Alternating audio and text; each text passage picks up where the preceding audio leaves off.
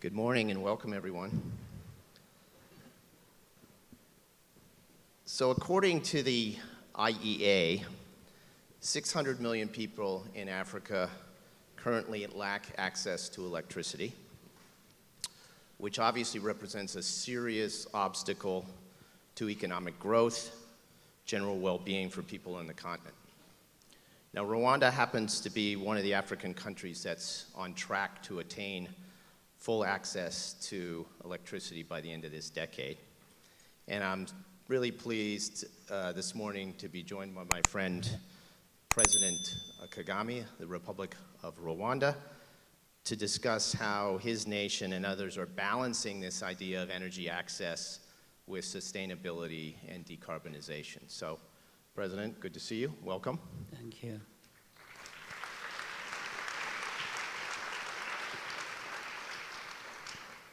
Maybe we can start just by sort of a more macro picture, because I think it's important to how Africa and Rwanda in particular sets up for energy access. But rising global interest rates, the financial markets have been turbulent, questions about international financial institutions. Can you talk a little bit about how you're feeling about the state of the global economy, but more specifically within Africa and Rwanda? How are things going? How does it feel economically? Well, thank you, Matt. I want to thank and commend Columbia Center on Global Energy Policy and yourself for inviting me to be here. To the question, Africa has already been struggling but making good progress even before the crises that have come to be there currently. But now there is pressure on the side of energy and energy access. Is food, fuel, all kinds of, and financing for every activity that is to take place on the continent. Just like in different parts of the world, there are these other struggles and problems taking place. But Africa is getting together, is putting its act together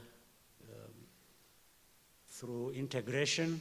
There is integration that has been taking place, integrating of markets. We have Africa Continental Free Trade Area, the biggest now in the world. On one hand, it's huge opportunities. On the other, these challenges, which in the end also translate into opportunities, especially not only for Africans, but also for others who want to invest on the continent. So after the pandemic, COVID, and then with the crisis going on in Ukraine, we are beginning to see good progress once again. Countries are turning the corner and recovering. The economies are recovering. Rwanda's, we have recovered from the crisis of COVID. Still, a few problems originating from the crisis in Ukraine. So Rwanda has been a tremendous success story over the last 30 years, rebuilding, thriving economically, even in light of the pandemic and all the effects of COVID. What have been some of the keys to that success and that leadership in Africa and really globally? And how will those, I think, set you up for success in this energy transition? It all requires good governance. It requires the rule of law. It requires planning in real sense. Planning will come into every aspect of our life. If you look at even the energy transition part, it requires a lot of planning. There are so many things that depend on many factors that are not under one's control. So what we do, we focus on planning and planning with others. We look at the whole, as I said earlier, the region. We plan in the region, we integrate visions, if you will, and where do we want to go? Where does each one country want to go? And in our part, we have focused on building these strong institutions, making sure that the governance aspects of it looked into carefully. And I think we are predictable. We have created a predictable environment. When you come to Rwanda, you know what to expect. We have a conversation. You can trust that what we are saying, we are talking about is what is going to happen. I think this is very key for sustainable success of any country, or even if it is just any organization. I think there has to be that sense of being trusted that what your word is going to be translated into deeds. I guess that's what every part of the partnership is expecting. So we have been served well by being stable, reliable, and then the planning that comes into it is important. Yeah, I know. I think those are all accurate. I know in my business, partnership is essential. And then, a transparency, a rule of law, and a consistency in the application, all of which I think are super important setups for energy access. So let's switch over and let's talk about energy, because that's really the purpose of why we're here today. So we're in the midst of this massive energy transition. Trillions of dollars of capital is needed in order to effectuate it. Yet much of the African continent doesn't have access to energy today, which along with healthcare and education, are the three things that I think can really lift up, the standard of living of a population. So when we talk about the trade-offs between energy access, energy development, and the energy transition, the introduction of renewable, clean, decarbonized energy, what does that conversation look like in Africa today? Because I know what it looks like in the US. And even in the US and Europe, I think there's an underappreciation that it is in fact a transition, that it's not linear, it's going to be bumpy. But what is it, you hear all the conversations, what's actually being talked about in Africa and in Rwanda today? It's a sort of complicated discussion. Africa, as you said, the majority of Africans don't have access to electricity.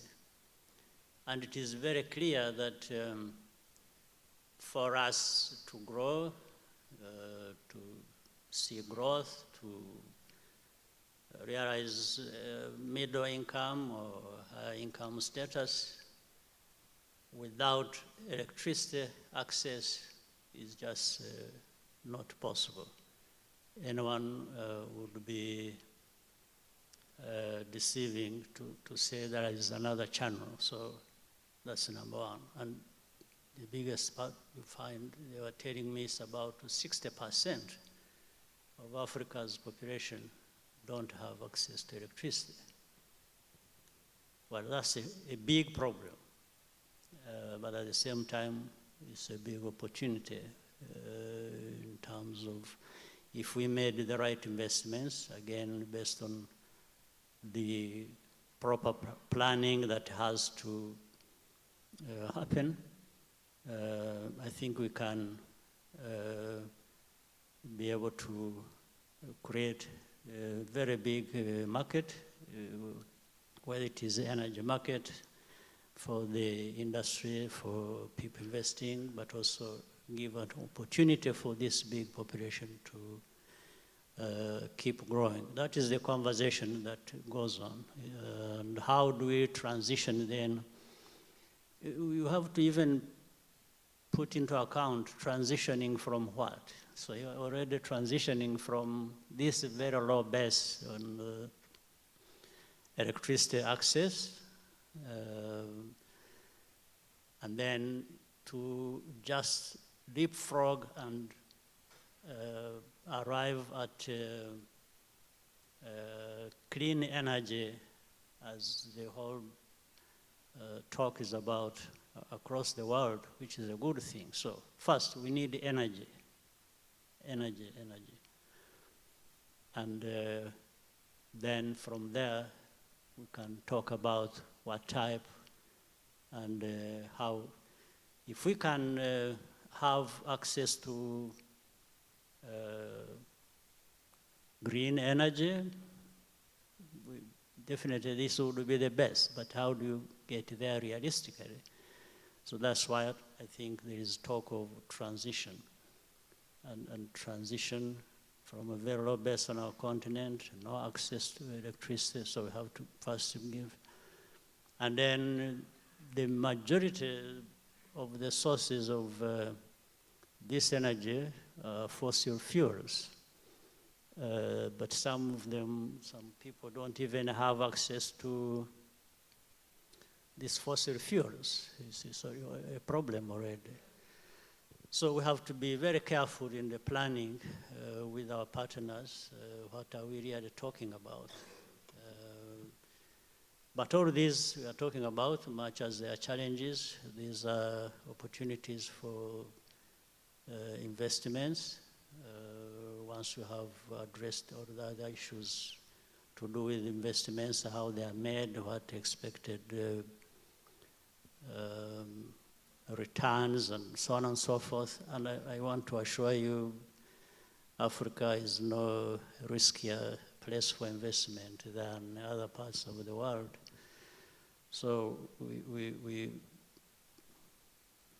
have a huge challenge, big opportunities, and we just need to plan how do we progress without causing even bigger problems for ourselves. You find the discussions that are out there every day, we all need to go the way of renewable sources of energy. That's fine, that's what we all want to achieve. But how do we get there when the rest of the world is still on fossil fuels, and Africa not even having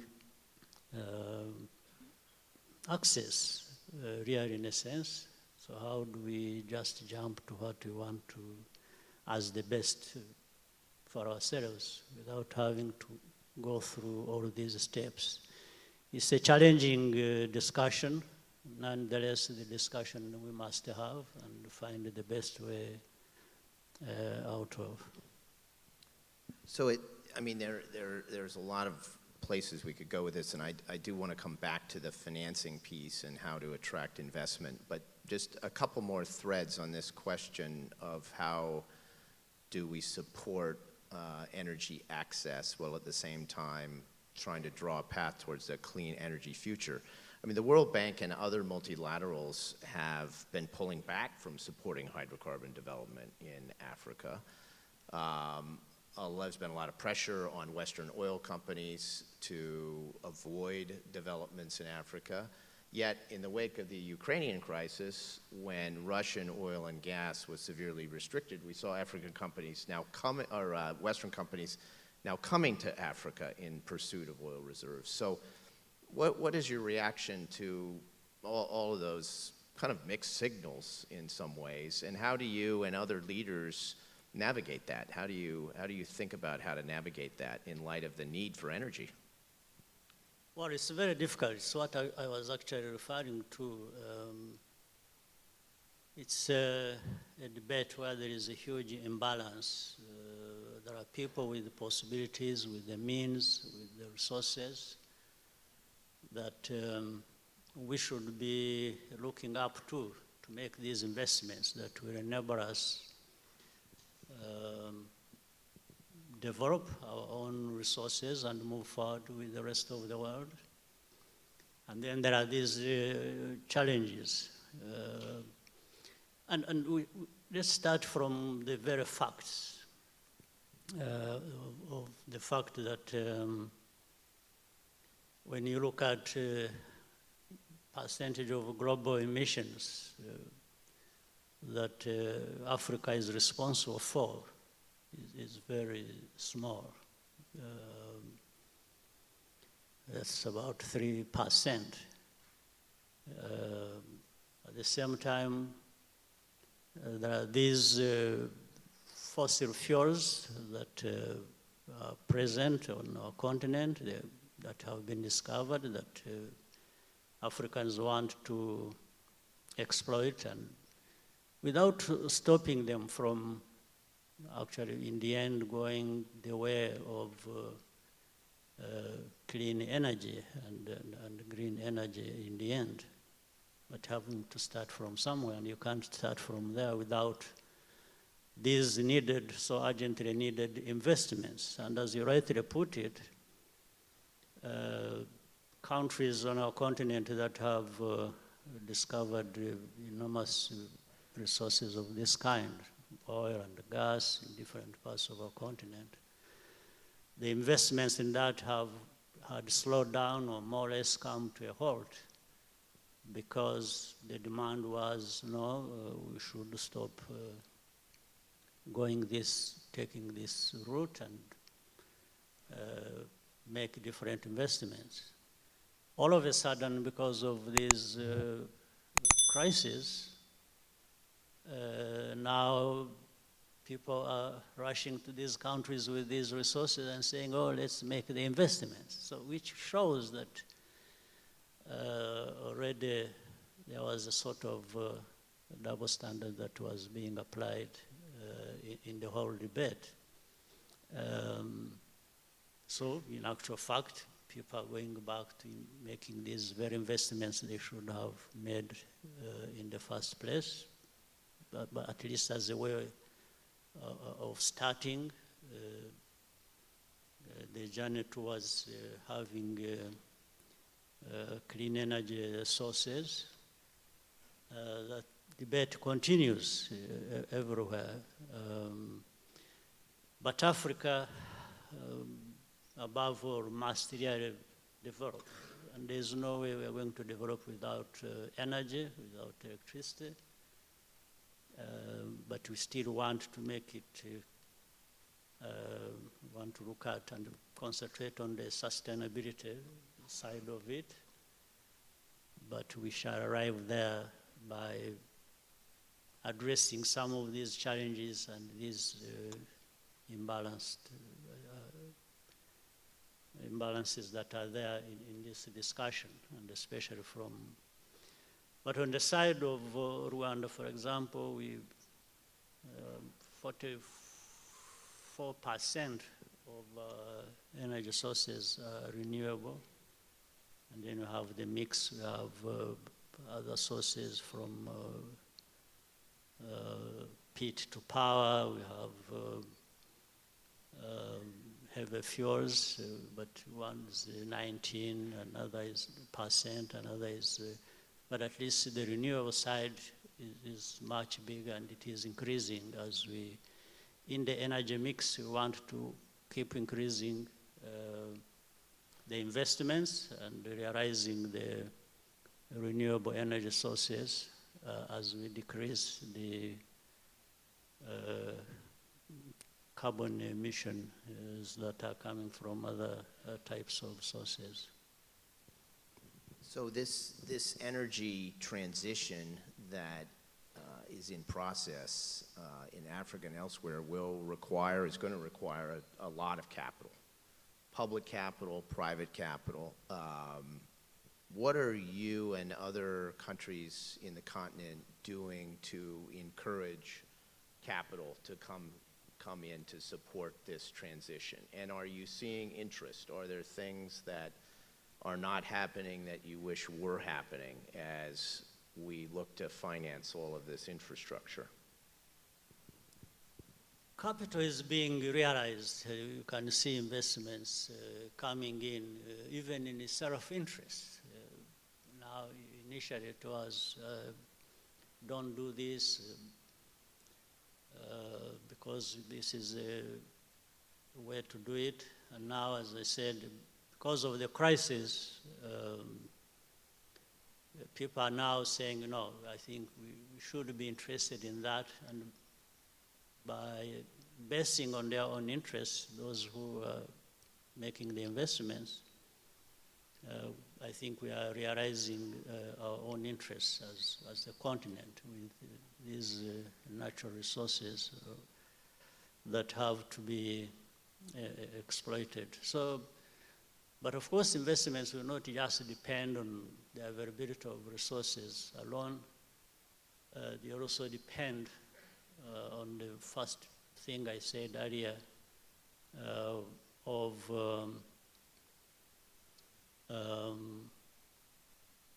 how the governance structures so that there is reassurance, and how is the security side of it so that people, when they come to invest on our continent, they reassured not only of the returns but of the stability and the security that must be there. And on that, it's up to Africa to work on that side of it. Inevitably, there will be countries that have more of what is needed than others, but every day we try to work together on the continent, and so that we all are focused on the main things that are needed, and that is to create a secure environment for investments to be made. So as we think about capital, ESG is a word that's increasingly important in really global circles: environment, social governance, investors, funds thinking about these issues. Are there key things that you in Rwanda or in other countries need to do to build up the ESG credentials to attract that capital? Yeah, there are many things that we need to. Well, first of all, the one sure thing is that Africa is increasingly becoming a big market, and it is becoming so on the basis of the aggregation of these markets by each country as we get together. And as I said, the governance aspects of it is always going to be very critical. The transparency, the clear planning and processes that show where everyone is going and that reassures people. I think that is the most important thing. Infrastructure is a key part of this. It's something I spend a lot of my time doing. Is there a plan within Rwanda to develop an electricity grid? How is that going? How are you coming along in the journey towards developing that electricity delivery system? We have built electricity grid already that is in development. We have off-grid sources of energy as well, based on solar. And in fact, right now we are having discussions in another entirely new subject where some partners have brought up the idea of small modular nuclear reactors, which are going to be If you look at here, the capital costs, not much, but also safe. So there's safety, the cost being looked at. But this is a new idea, and we want to encourage it. In fact, we are discussing with the partners to see what we can do in Rwanda that will influence similar developments elsewhere. In fact, Africa more or less is becoming a test bed for some of these technologies. We have no legacy problems like in some other parts of the world, so that's a good advantage. So these modular nuclear reactors, from the theory of it and the discussions so far and what is being shown, might be something to urgently look at that may work for us. So that those are the discussions we are having, other than other investments we have made, like also the infrastructure in terms of the grid, but we don't rule out the off-grid provision of energy as we have already started. So as we think about financing, as we think about infrastructure, China has been a very big investor in the region. Do you see that continuing? Has that been helpful to the overall effort to move towards greater energy access and energy transition?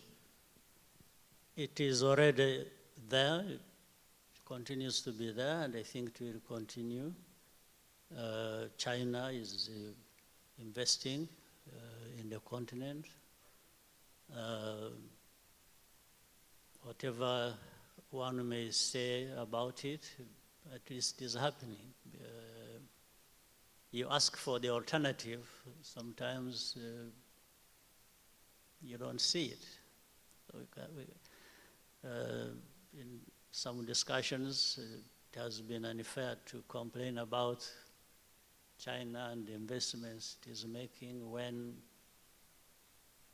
nobody else is making the investments. I think if everyone was making the investments as they should be made and benefiting the continent, the rest would sort itself out. People would lean towards where they have more benefits than others. So I guess another thing that's talked a lot about in this context is biodiversity and natural capital. Using biodiversity to avoid deforestation and carbon credits, carbon taxes. Is that something within Rwanda or within the greater African continent that is emerging as a continuing trend? There have been countries like Gabon who've accessed these markets. Do you see that continuing? And are there issues with it that you see? That is happening, that is continuing. It's gaining traction, in fact, across the continent. Countries are coming together, especially in this equatorial belt region, countries that have huge forest covers already involved in that. There are many innovative ideas that are coming up, and people are engaged in that. It's a new, I think it's not a secret that there are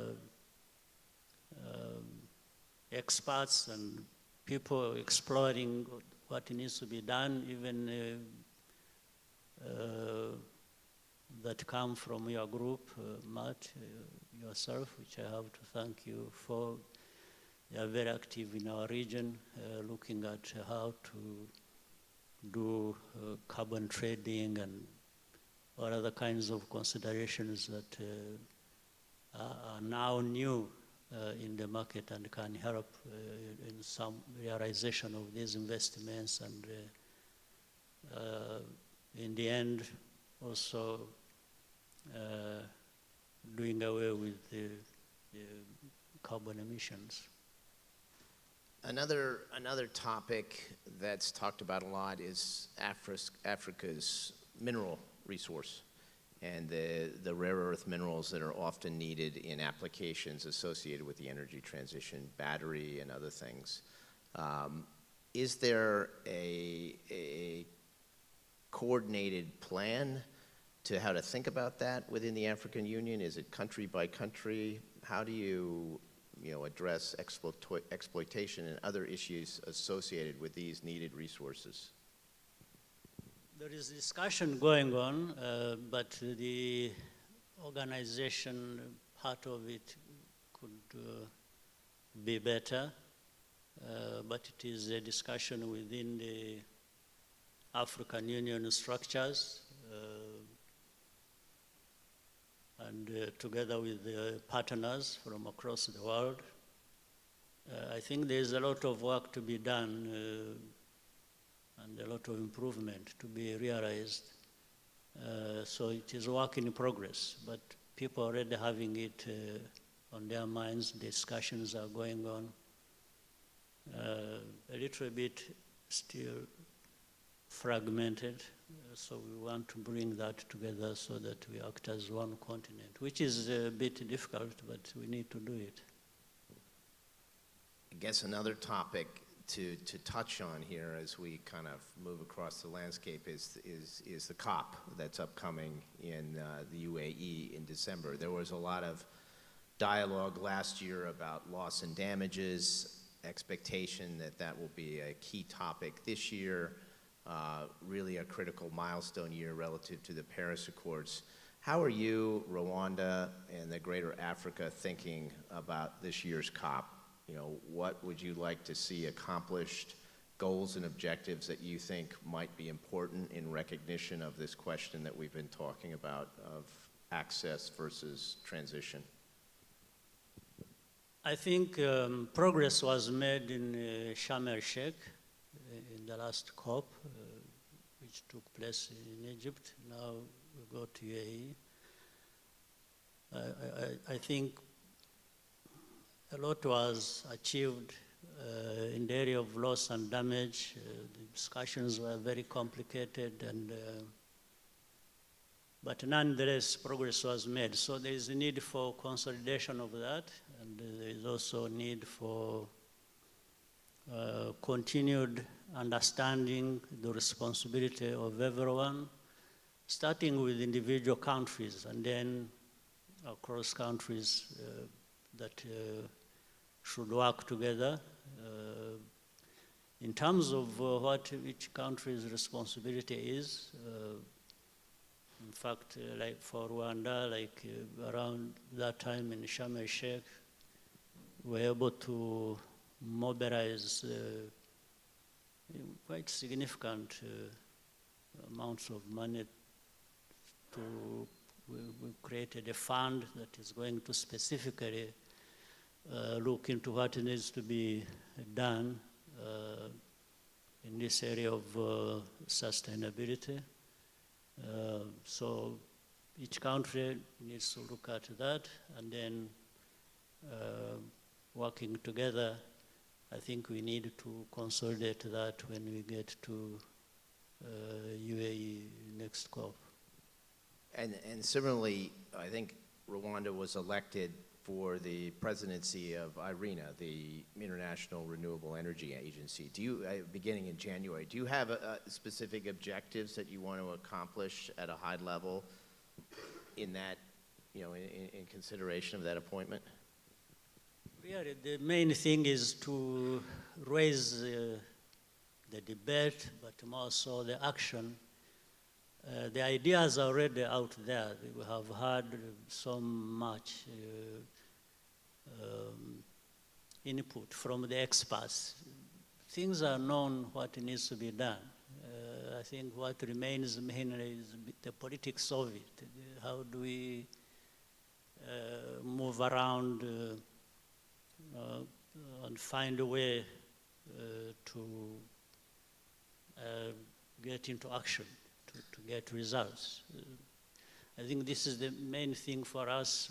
We want to emphasize we need to talk about things, and the right things for that matter, and based on the scientific evidence and expert advice that has already been made. But finally, it has to be reflected in the results out of the actions we must take. I think that's the aim of Rwanda on its participation, to raise that sense of urgency all the time so that people don't just we have COP 1, 2, up to 20 something, then we are into 100, but you don't see the results. I think that is the issue. So let me end with this question, which is, how do you see Rwanda's preferred path to a secure energy future, and maybe by extension much of Africa, given your leadership? But regardless of how the West might think about it, or how they might guide Africa towards this transition, how are you thinking about it at a high level? What would you like the audience to take away? Well, it's more or less what I just talked about. I think there is enough scientific evidence, information, real data that we need to base on to do certain things. What we cannot get the desired results if we just keep in debates and then divided. So why don't we put together all we have come to understand that should be working for us and make it work, and cut short the continued debates of, who should do what, why and make sure that we bring some level of harmony and understanding, that what one needs is what the other one needs as well. It's not a question of the other one carrying the burden of the other and continuing as if nothing has happened. So for me, that's the issue, even when it comes to Africa. Africa, we are talking about, is at a low base on many things, and we want to move up and do what everyone else wants for themselves. That's what Africa wants for itself. And therefore, in this debate, we cannot continue, and that's what also came up during the Sharm el-Sheikh discussions. Cannot continue to be responsible for the least carbon emissions and then continue to carry the biggest burden for that. I think something needs to happen to change that, and I think that's what I would wish the audience and the many contributors to this debate to take away from us.